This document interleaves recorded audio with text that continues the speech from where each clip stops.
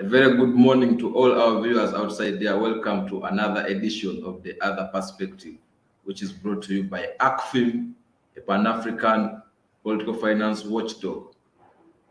My name is Abel Esero and I'm going to be today's host.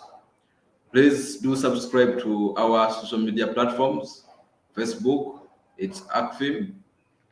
On YouTube, it's ACFIM Uganda. And Twitter, it's ACFIM UG.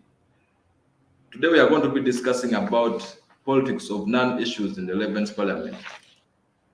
Since independence, Uganda has had 11 parliaments, 6 of which have been under the National Resistance Movement that came to power in 1986. Parliament has over the past years degenerated into a house of comedians rather than being a house of serious business. And by serious business, we mean they should be able to effectively perform their constitutional duties of appropriation, legislation, oversight, and representation. And a number of political analysts have argued that this NRM-dominated parliament looks and behaves like an institution in captivity, serving not the interests of citizens, but the interests of the capital. There is also a narrative that Uganda's parliament is merely a rubber stamp of the regime and also a clearinghouse for deals. With all that said, we must remember that in April this year, President Museveni, who is also the chairman of the National Resistance Party, mocked Parliament by describing it as a theater-like house full of clones who keep sitting, standing, and saying point of order instead of debating on issues of serious concern. Many Ugandans are also not happy with how parliamentary business is being conducted. Recently, during the controversial impeachment of Honorable Zake, we saw more than 150 members of parliament were present, yet on serious pressing issues like the escalating commodity costs, they tend not to show up. So in today's episode of The Other Perspective, we will be discussing about the politics of non-issues in the 11th Parliament. And I will be joined by a panel of 3 guests, starting with Mr. E.A.T, who is an economist and also a very passionate Ugandan who wants to see his country move forward. E.A.T, you're welcome. And we shall also be joined by Priska Wanyenya. Priska Wanyenya is a journalist who reports from the 11th from Parliament, and I know she will give us insights on how parliamentary business is done and her own views from where she reports from.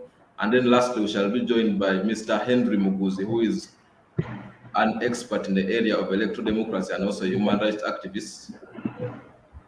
You're all welcome to this show of The Other Perspective today. Thank you, sir. Thank you. Okay, I will start with Henry. I don't know whether Henry has joined us. Or even E.A.T, let me start with you.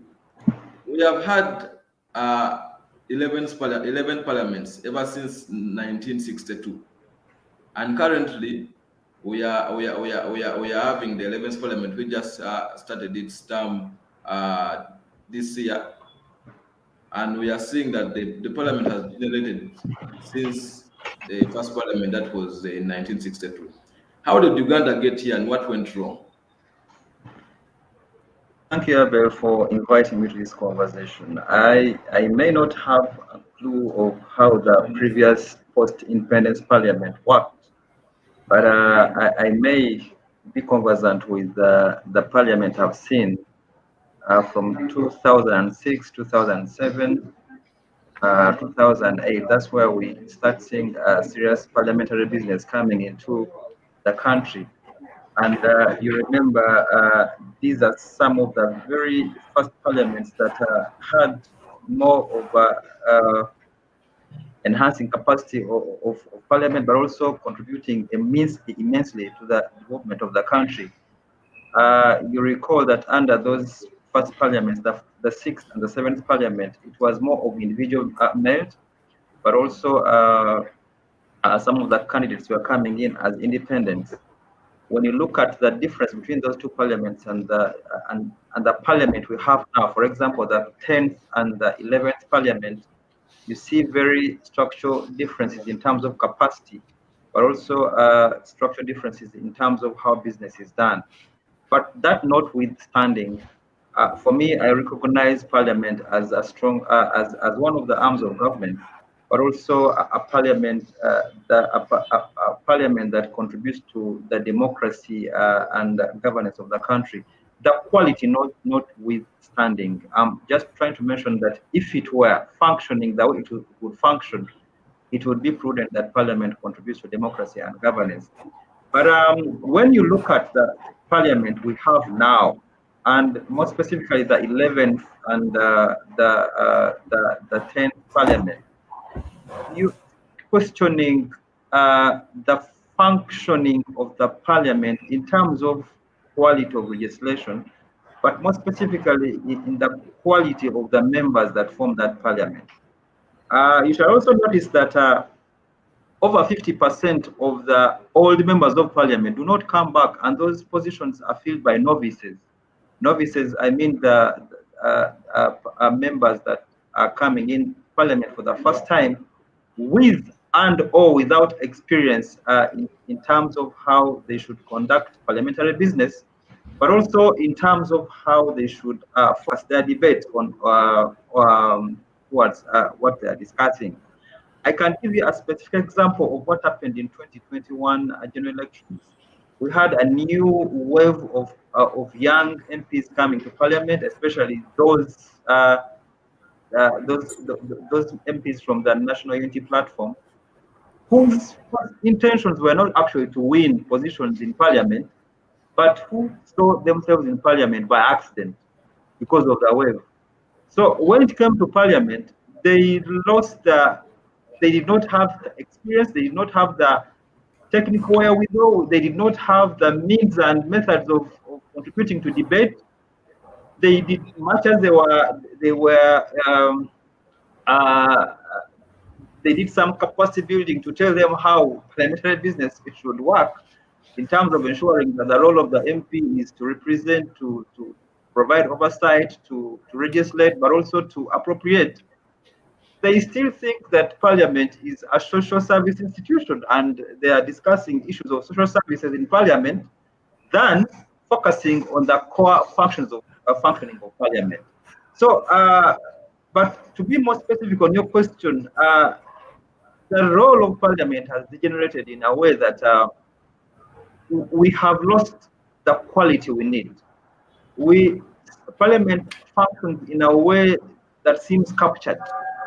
We may not know who the captor is for now, but we try to seek controlled consent that under the caucus system of multi-party dispensation that we are having now, members of parliament tend to carry the positions of the caucuses than the positions within their minds, and we have seen that some and most of the issues that they're discussing in parliament do not represent the key issues that they should have discussed, representing the people they are supposed to represent in parliament.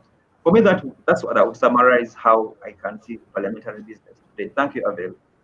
Thank you, Eddie. Priska, you report from Parliament, and very many, there are some people who have who carry a narrative that Parliament has legislators, but who don't have parliamentarism in them, whereby they are not supposed to even be in that august house.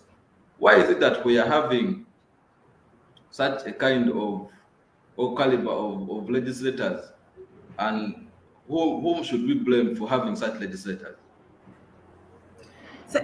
Thank you, Abel. I think we political experts have always told us that we have the members of parliament we have currently. They are the ones we sent, us as the voters. They are the ones, and we deserve them because that is the choice we made. And going back to Eddie's submission, he comes off as someone who is blaming the current trends in parliament, the quality of debate and everything on the national unity platform, the choices their supporters made. I don't know if my summary of his submission I've captured it well, But No, you've not and captured it well. no, no, you know, You can continue. yeah, yes, I am not. First of all, I must declare I'm not aligned to any political party in Uganda.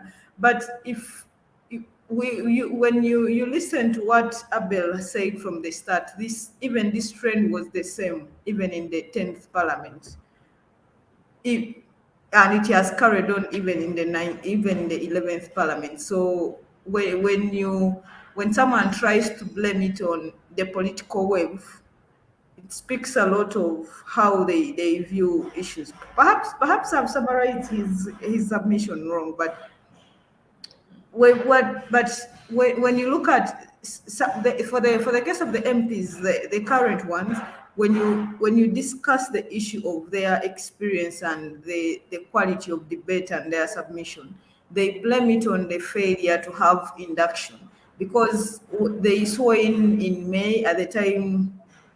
In May, then we had a second wave around June, so they didn't undergo the induction through parliament because induction takes place over a week, and that argument has always been on the floor that we must go for induction and everything. But the parliament could not hold the induction of MPs because we were in the middle of a pandemic and there were all the SOPs. But one would also think that induction could be a mere excuse because the past parliaments have also had inductions, but we've not seen an improvement.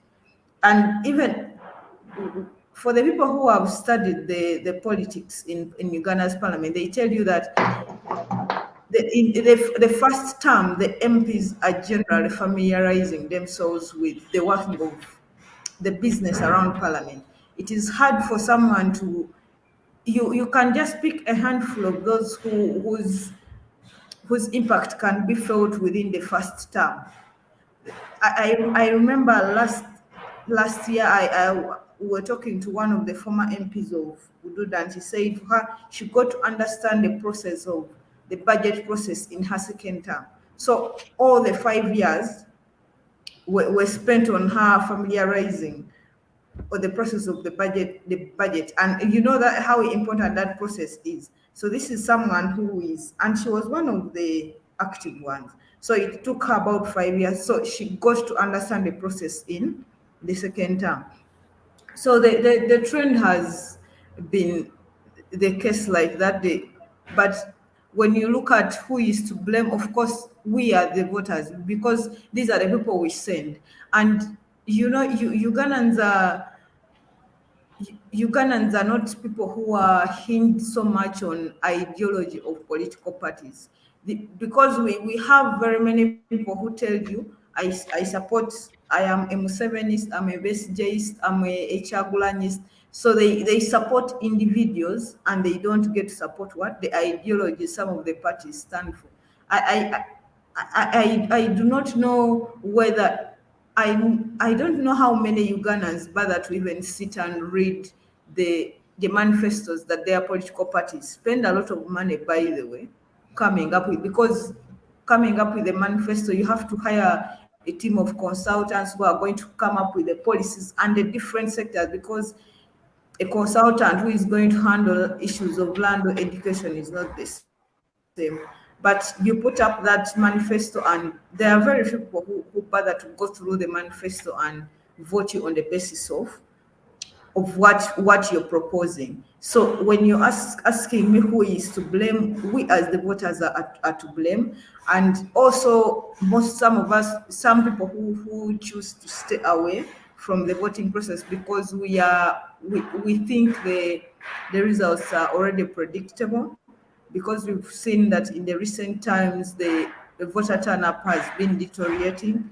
So even those who choose to be apolitical about the matter, we are also to blame generally. Those who vote and those who decide not to vote, because at the end, the the impact is felt by both of us, whether you chose to go to the ballot or not.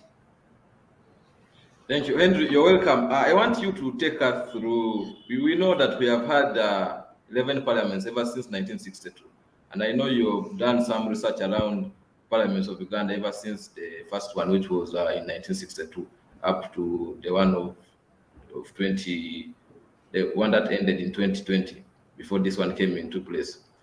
I want you to help us assess the performance of this parliament ever since we started. Where did we go wrong, and what exactly is wrong within our parliament? Why are they not performing so well to the expectations of the citizen? Thank you, Abel. And I pray that my connectivity does not end up malicing me, because I'm not certain with the gadgets I'm using in the circumstances I'm working in now. But that's a very interesting topic, and I'm happy my colleagues have already had their say on it. We did a study, like you said. I was, privileged to be a member of the team that studied the history and historiography of Parliament from from independence. All the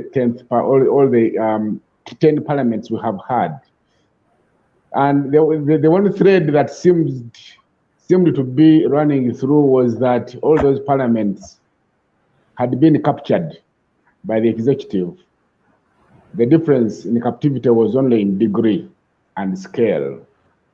And I know we may later talk about captivity, but if you look at all the parliaments we've been having, many of them have behaved in a way and manner that evokes and begs a number of questions about its ability to deliver on the four functions that we expect Parliament to do. And for those of us, those viewers that may not be familiar with the role of Parliament, Parliament is an institution which is, first of all, supposed to be a pillar of governance. And we are told there are three pillars of governance. So there is Parliament, there is the executive, and there is also the judiciary. For the state to balance, those pillars must be in equal measure. Number two, Parliament is supposed to execute roles of appropriation, legislation. They are supposed to execute roles of representation, but also, most importantly, oversight.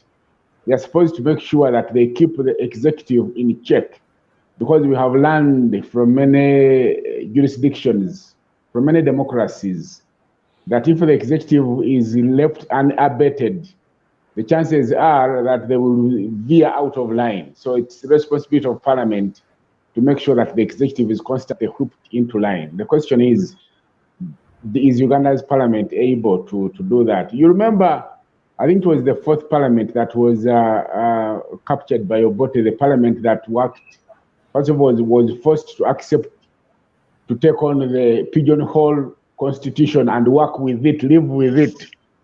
But also, we have seen a Parliament, I think it was the Parliament that we had in place immediately after the new constitution was promulgated. I think that was the sixth Parliament. That Parliament, the one which censured ministers Jim Muhwez and Sam Kutesa. It was a Parliament of gallant men and women, a Parliament that you could not easily push over, roll over. But subsequently, when we returned to the so-called multi-party, because it is also a question of whether we ever returned to multi-party. But when we on paper returned to multi-party politics, the quality of Parliament started degenerating, because then the issue of numbers started being of consequence. Okay, when Parliament was exposed to the test in 2005 to amend the Constitution and to decide whether or not to remove the term limits, we saw that that Parliament easily folded over, rolled over, and they passed. They lifted the term limits. The 10th Parliament, which faced the sternest test of lifting age limit, you saw how they failed on that line. And therefore, if you look at this Parliament from the 8th Parliament upwards, 8th Parliament, 9th Parliament, 10th Parliament, the quality has been degenerating. The question is, who is responsible for this? Because when you look at what we have in the Parliament today, We do not have, and I think also in the previous parliament, in the 10th parliament, the quality has been going down. The people we have on the floor of parliament, never mind that we have a few sane people, a few, decent thinkers, but the bulk of what we there are what you can call political dramatist persona, or you can call them political hallelujah boys and girls, or if you like, you can call them comedians.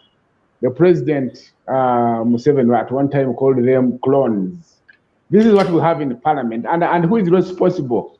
I think the citizenry, we the voters, have decided to vote to leave out men and women of substance and vote for men and vote for political dramatists, for comedians. Okay, the president at that time referred to them as fishermen. We have decided to vote for a bunch of fishermen and then entrust them with the biggest responsibility. And the reason we take the blame, it's like my brother Abel. You go to Bill Gates and he gives you a blank check to go to an automobile shop and buy the best automobile. Then when you enter there, you look at all the automobiles, and then you go for the tuk-tuk. And then after you have bought the tuk-tuk, the tuk-tuk cannot help you to navigate the potholes, and then you start blaming, oh, why is this tuk-tuk not serving me like a Benz? But you left the Benz there. You went for the tuk-tuk. So I think we have to take the blame as the voters of Uganda, and this should be a point of reflection. Do we want to continue like this? Back to you, Abel. Thank you. Eddie, I want now to bring you, you've just had Priska and Henry are all hinting on the voters.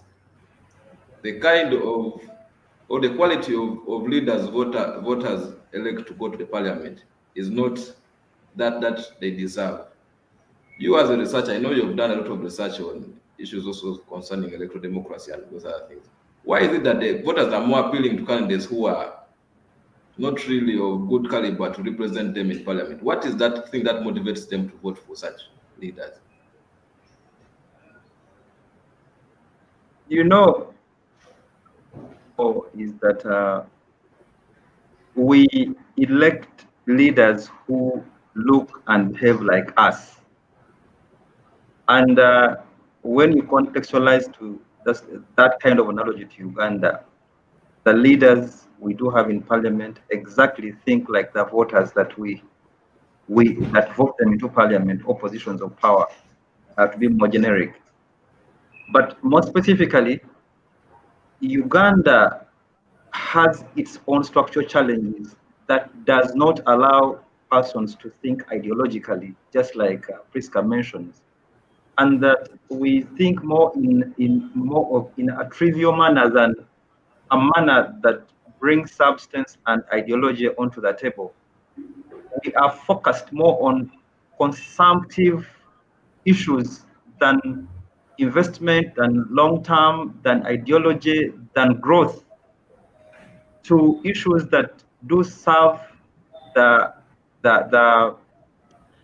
intentions of the country, the intentions of the economy to grow into a bigger or a larger economy. And when we do that, it means that the persons who come into leadership, the persons who come into parliament are going to carry the issues they do listen to, the issues they interface with in the constituencies.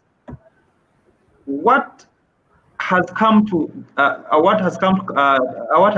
our biggest challenge is that when these persons that we do vote into power come into parliament or positions of authority, they still think or behave in the same way.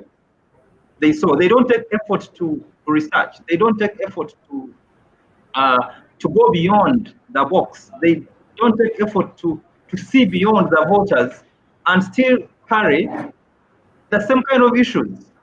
When you see, for example, of recent, there was an issue of the Honorable Zake of Mityana municipality.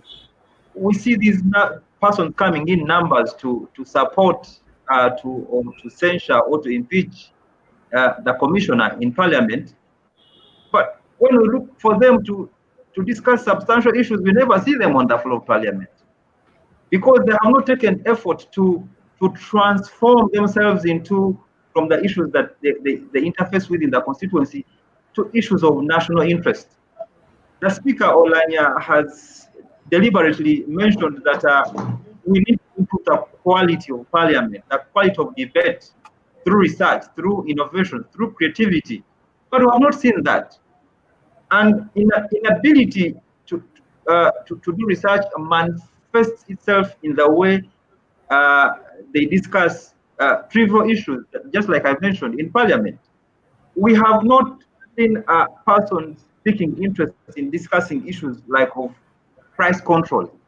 At the time when Uganda, and I'm going to be deliberate on the key issues, which would be with the voters would be expecting from these members of parliament.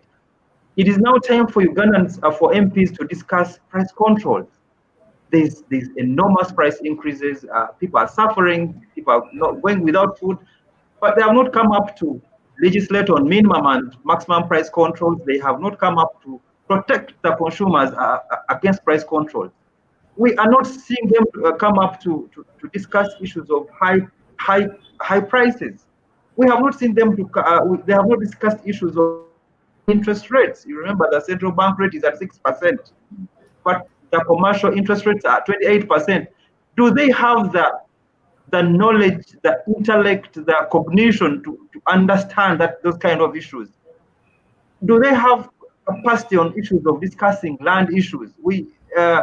2 years after Lusanja incident, people are still sleeping in the open. But who's coming up to discuss such kind of issues? Do they have capacity to discuss issues of bad roads? We have issues in the education sector. We have issues of high teenage pregnancies, high levels of dropout, criminality and child labor as a result of children that are dropping out of school. Where are they to discuss such kind of issues? And how do the health sector, you recall, we have a national shame of Mulago Hospital, the executive director being sacked. We have issues of organ transplant, organ trading. They're not coming up to discuss such kind of issues. And you start asking, of what interest we have? They're not discussing issues of congestion in town. Every day in the morning, people reach offices at 11, at 10. There's crime as a result of borders that are laying people in open streets, ensure that they are robbed of their properties. We have bad roads. We have a bad economy. People are financially illiterate. These are issues that they should be discussing, but and to the surprise of many, they are in unison when they are discussing issues of remuneration, allowances, mileage, among others. How many of them return? They are given their caucuses probably to use the money to uplift the constituencies than using it for their own personal benefits. This shows you the high levels of commercialization that we do have, and the high levels of not minding about the interest of the voters, or minding about issues that focus on their own selves. To be more specific, the voter is deluded. We have not seen what we need from these politicians. We are watching. I don't know what they're going to tell us best come 2026. They rather have to use their wisdom at their own best to ensure that they can come back to this parliament. Thank you, Abel. Okay, thank you. Before we go for a break, I want to bring Henry on this point. Henry, I've just had Eddie talking that saying whenever parliamentarians have an issue that benefits all of them, they all support it. But when there are issues that are supposed to benefit the citizens, sometimes they don't be in unison. They divide themselves depending on which political party wants more political mileage. So, according to you, whose interests are the parliamentarians really serving? Is it for the local Ugandans or their own interests? Of course, Abel, if you look around, the politicians you have and take a census, you will discover that about 70%, even more, of those politicians went into politics to look for a job. They did not go to politics to serve.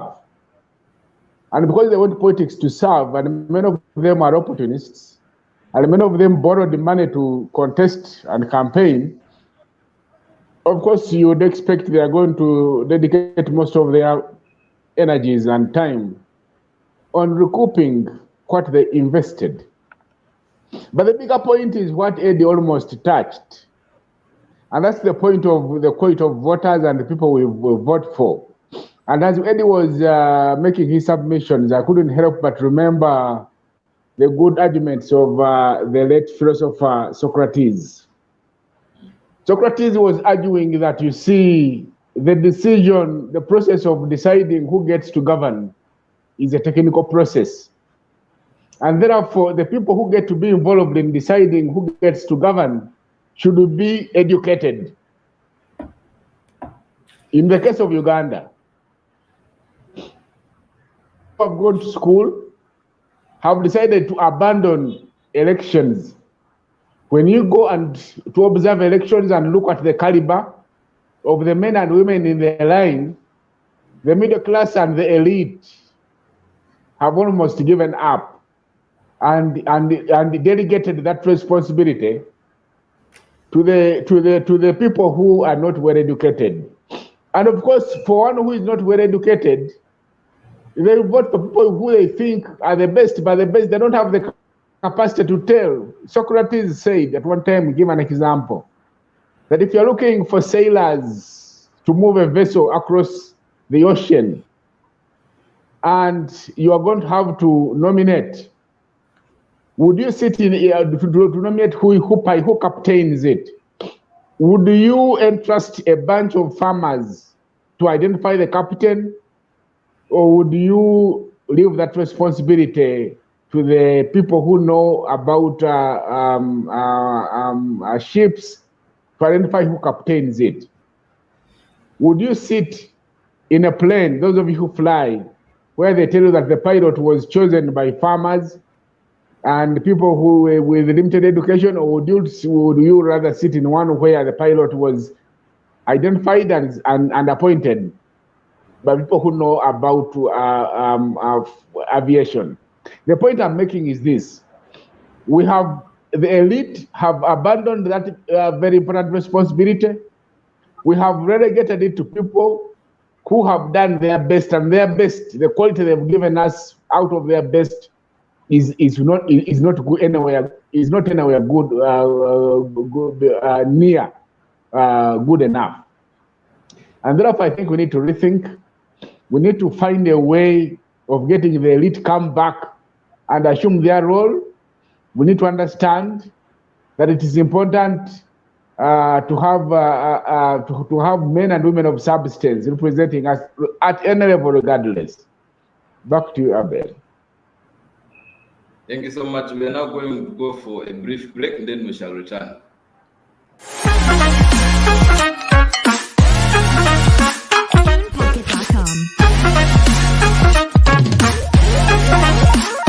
Welcome, my people.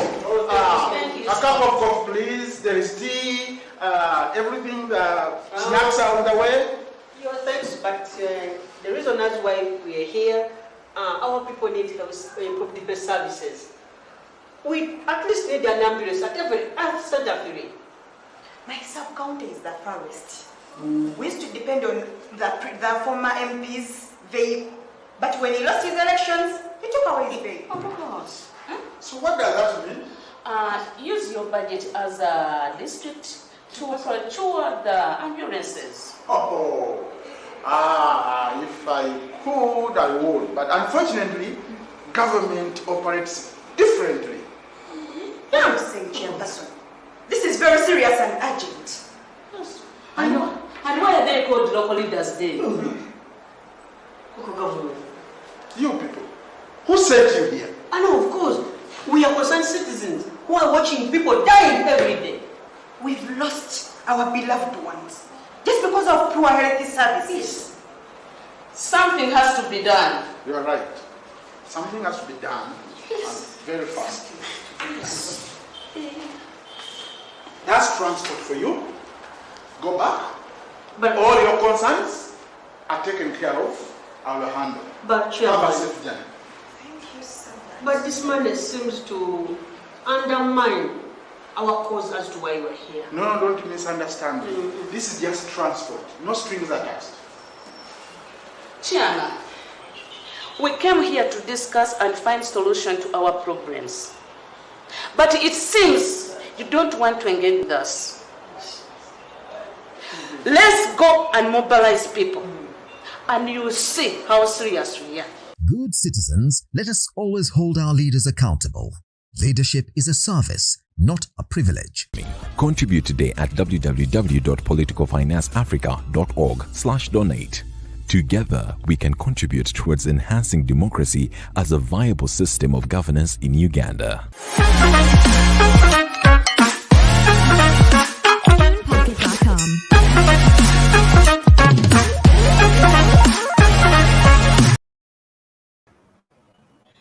Welcome back from that break.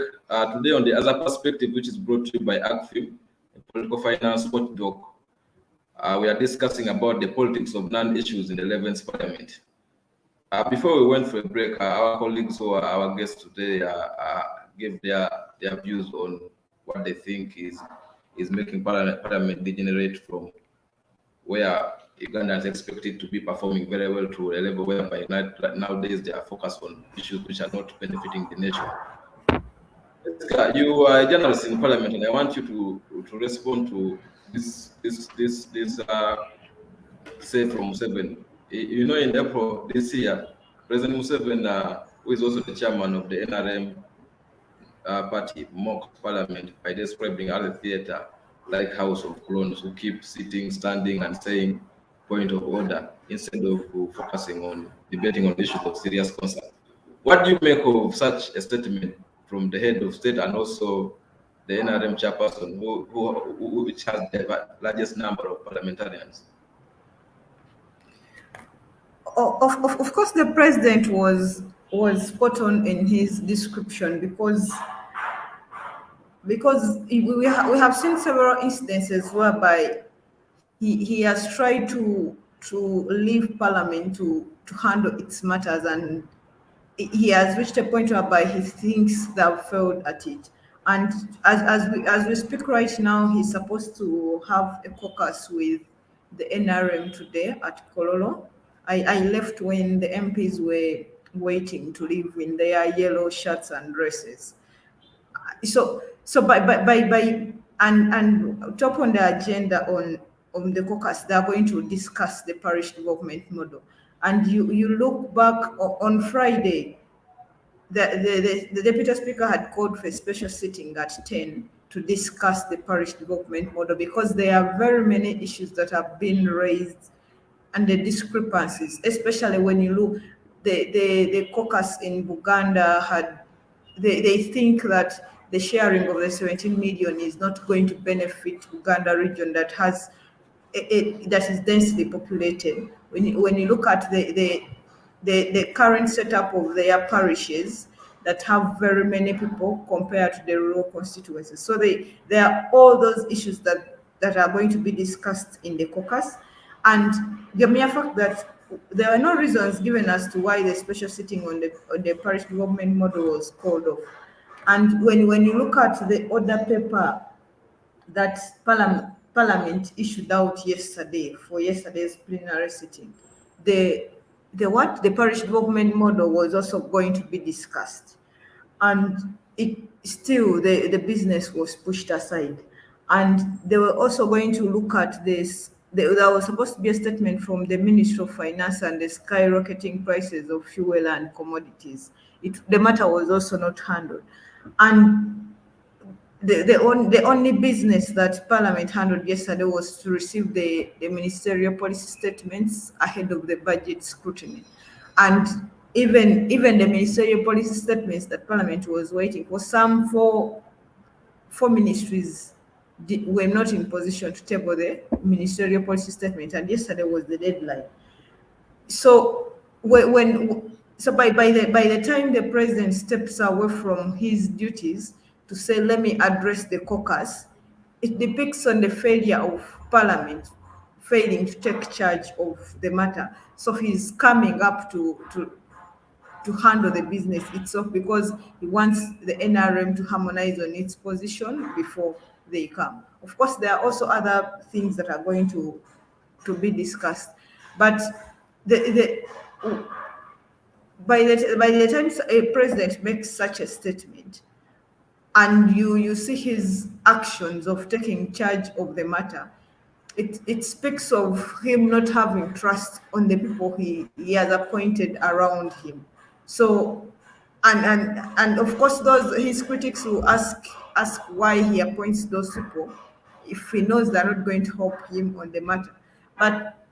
But already by the time he makes such a statement that you're simply clones, it means he doesn't trust you and he only trusts himself to handle the matter. That is why the issue for the way he handles his matters is calling a caucus and you agree on the different positions.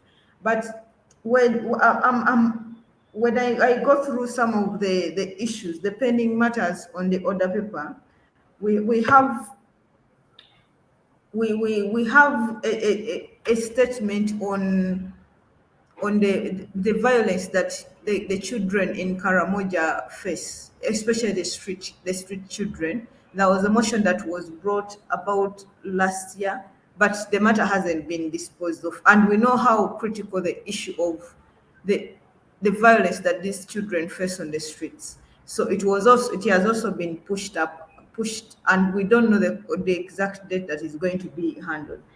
And we have the compensation of the victims of the LRA war, because we have people from the north and the east that were affected by the war. So all these issues, when you see the public and the likes of Eddie who are very angry at Parliament and the issues, but I tend to think Ed is right to be angry, but and you look back and you say, okay, so what when Parliament discusses the commodity prices, so what next? Because yesterday when we were also waiting as journalists for the statement on the commodity prices, but when it failed to come up, we had to talk to the Prime Minister Nabanja, and she bluntly told us that we should use the commodities we have at home sparingly. So if you've been taking about 2 spoons of sugar, you have to reduce to try to reduce, because she say this is a global phenomenon. By the time and she said that it is as a result because after the second wave or the third wave, economies opened almost at the same time. So factories that most of the raw materials we use for soap and wheat and everything are imported. So the manufacturers, the people who supply these commodities, are overwhelmed by the demand. So that's why she told us we have to use sparingly. But that means even Eddie, who is waiting for a statement or a debate, I don't know what he's going to benefit from the debate, because if the Prime Minister, if government had concrete solutions to this problem of commodity prices, the Prime Minister could have discussed them, to briefed us at least. But has the only solution that she told us was, and she's on record by the way, that we should use the things sparingly. Perhaps that's why Parliament, when government knows that there is no solution, that is, it just tell them, because this other paper is made by them, that just push up the subject. So you may accuse them of discussing trivial matters, but after discussing, what happens next? Because the executive takes Parliament as just advisory. The recommendations Parliament makes, that they are not binding to them, that they have to implement them. So as we speak there, the listeners also who didn't hear what the Prime Minister said, you should use the commodity sparingly, because it's not about to end. Okay, Henry, you did research, and one of the findings you established is that most of these parliaments have been captured by the executive. And you just had the president who is in charge of the executive calling parliament a house of clones. Do we really have to name parliament house of clones, yet they are supposed to be working together as pillars of governance to ensure that the state is stable, as you already said? Should we have such words coming from the head of state labeling parliament as the house of clones, and who has made it become a house of clones according to your own view? Thank you, Abel. And of course, when the head of state, when General 7 comes out and signposts something, just to know that there's also a lot of meaning behind what he's saying, and what the statement he's making is being informed by quite a number of things which he is privy to as the head of state. But let me tell you this, that I think from 2005, when the issue of numbers started to matter in parliament, but also when the issue of tinkering with the constitution became pronounced, the parliament, the subsequent parliaments had learned the trick that every time the head of state wants something in form of an amendment, it is an avenue to make money. And therefore, I think many of them had become, by the time he spoke of that, I would imagine, in part, they had become a nuisance to the man in terms of demanding for money over even the smallest piece of legislation. I don't know, for example, if they are going to meet as a caucus, they come with expectations of fuel, of allowance. So it's a bunch of very hungry hyenas that the president also gets bittered of. Never mind, then he comes up with all sorts of all manner of names.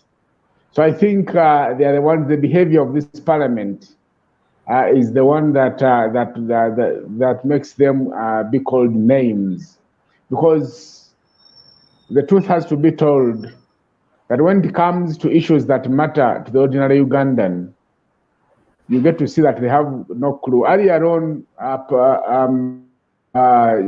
Priska was sharing about a member of parliament who said and confessed and did so innocently that it took her 5 years to master the art of budget appropriation. 5 years, for Christ's sake. That is the entire term of office. If it is going to take you 5 years to master what you would have mastered in the first 3 years, then you have no place ever standing again to live in that institution called parliament. These are the very people that have kind of belittled and watered down the quality and the sanctity of the institution called parliament. Because, so I think it goes down again to us, the voters. It also goes down to the people of substance, the men and women of substance who have decided deliberately to shun the electoral arena. So until such a time when the men, you and me and the rest of us choose to offer ourselves, of course, I should be clear, I have no intention of ever standing for elective seats. But men and women of substance should be able to be the ones to be in that space. Now, they always tell us, the people that have done research, that if an idea is above your understanding, it is likely that you will not see sense in it. So most of the business of parliament, the ideas that they must have, the notion that a legislator must have a team of researchers, all these concepts seem to be over and above the thinking and understanding of the legacy of most of the legislators we have. There are decent legislators in there, but the majority, the bulk of what we have, which is why the president goes on to belittle them and says, if you are voting for me, even if the person you are voting for just comes to parliament and sleeps and only wakes up to say, that's when they are voting, I'm comfortable. Because the president has seen that the parliament has not been helpful. Now, if you ask ourselves the question, if parliament is closed tomorrow, will anybody miss it? I think there will only be jubilations when the parliament is closed, because you see, for the longest time, this parliament has not proved and demonstrated that they can act in the very interests of the people that voted for them. Back to you. Eddie, you've just had Henry give his points, and it seems like we have packed. Do you think we have packed the wrong wine in the right bottles? Abel, is that, thank you, Abel. Now, I want to respond very quickly to what Priska was mentioning. Bring such kind of debate on the floor of parliament from the economic perspective, they must not be debated for purposes of debate. But parliament and other arms of government must, for example, currently try to tell us that we're experiencing an emergency situation and we must put measures in place. In economics, there's what we call austerity measures, but also market interventions. This is the time when government should be coming up to intervene directly into the markets, product markets, irrespective of whether we are a private sector-led economy with free movement of goods and services in the markets. In the market, we need to come up and put up some controls. You recall when Honorable Nabanja came up to state the price of fuel at 5,000. In some places, like in Hoima, it was at 10,000, at 12,000. But an intervention from government scaled down at least to what they thought by then that persons would afford it. And they had to state it at that. But austerity measures are key in such kind of environment to bring down some of the scenarios that we are seeing that are making people unhappy, that are making life as a matter of death. Some of us interact directly with the communities, and people have gotten to the level of not bathing, of not washing, of moving in communities dirty because they cannot afford soap. Have you ever imagined when you come up out of the garden and you try to bathe without soap, what it feels like? Like when we come up with this artificial environment that we are living in and we forget this person who is down in the community, what is feeling, a person that is going without the basics, then for me, it goes beyond discussion, but to instituting measures that we must that must work for the people on the ground. But to cap this, for me, I think we need an action parliament. We need a parliament that focuses on the interests that benefit the people. But let parliament try to widen its scope of research and understanding of the national of issues of national interest. For example, we have the final investment decisions in the oil and gas sector signed, and we are seeing investment coming in very soon. How many of our people know that, how they're going to benefit, where the oil pipeline is going to pass, what they should do? Those are issues that they should be discussing. Priska, you move in Kampala, and rent in arcades has increased by 26%. When you look at most of those arcades up there, they are very empty. People have run away from town and they're doing business at home. What should they be doing? Government sent out money to help the MSMEs under the austerity measures under the Uganda Development Bank. Who is accessing that money? What are the guidelines? How are they helping the districts where they come from in the constituencies to ensure that these small SMEs can access these kind of monies, right? And lastly, when you talk about, I like a man called Zelensky. Zelensky is the president of Ukraine. much as his country is being pounded by other forces, he's come up to show the resilience, direction, support. He's standing with these people. In much as they're being killed, they're being maimed, he's trying to come up to show that yes, we can do something. Yes, we can resist. We can be resilient to the situation. This is what we need from our leadership. And more lastly, we now need to start skewing ourselves to the legal reforms that work for the people, right? At what point must the opposition, for example, work with NRM to handle issues of national interest, issues of prices for NRM, for DP, for NUP, for UPC? And the same, you're not going to have sugar from a different shop than where I have it from.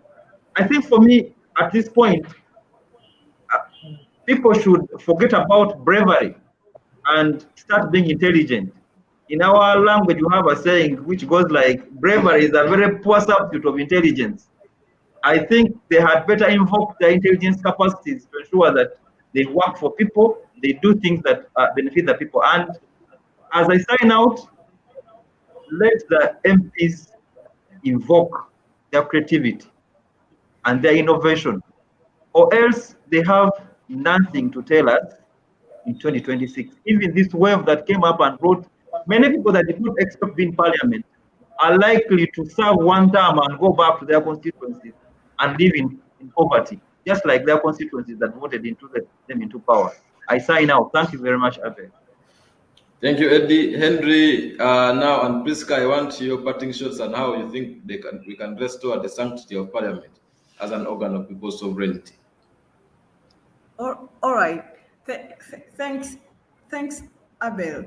I think it's the Ugandans need to, the anger they are showing right now about how Parliament has sunk into a trivial house should be maintained up to the ballot paper, because it will be no use for you to become angry at this time when you're buried in all this, the inflation, and you don't get to exercise your right as Henry has alluded to, the people who are leaving the voting, the election participation to the non-educated. It's time the elites came on board and decided, because they may think that it's because they can afford the soap right now, it's fine for them, but they do not know what the future holds.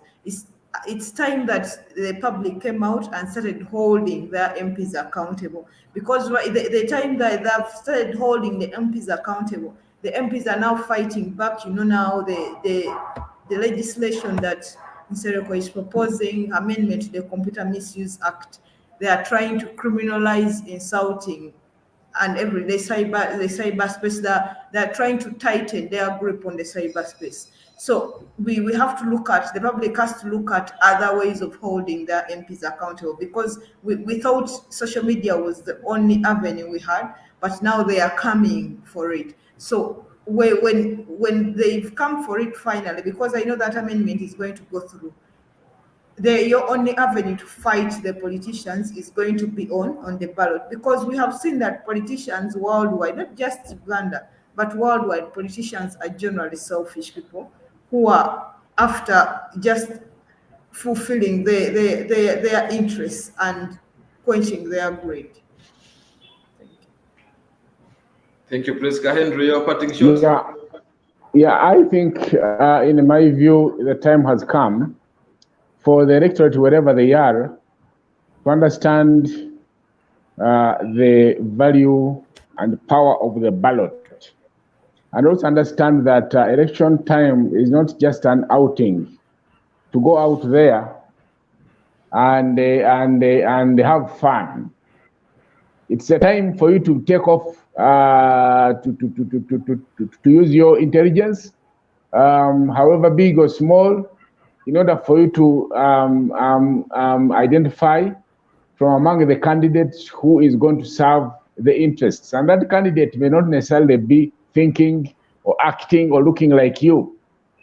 we know that there have been times when the elite have let down the people, but I think the ordinary Ugandan is better off avoiding the temptation of choosing people that look like them, because when you choose people that look like you, they'll they'll get into political office and they will not have a clue about how to move your country forward. I thank you. Thank you so much, Henry, Priska, and Eddie, for your views. And also, I want to appreciate all the viewers outside there who have been following us. It has been the other perspective. I've been Abel Esero, your moderator. Please keep tuned. Follow us on all our social media platforms, and let's continue the discussion. Let's meet again next week, same time, same day.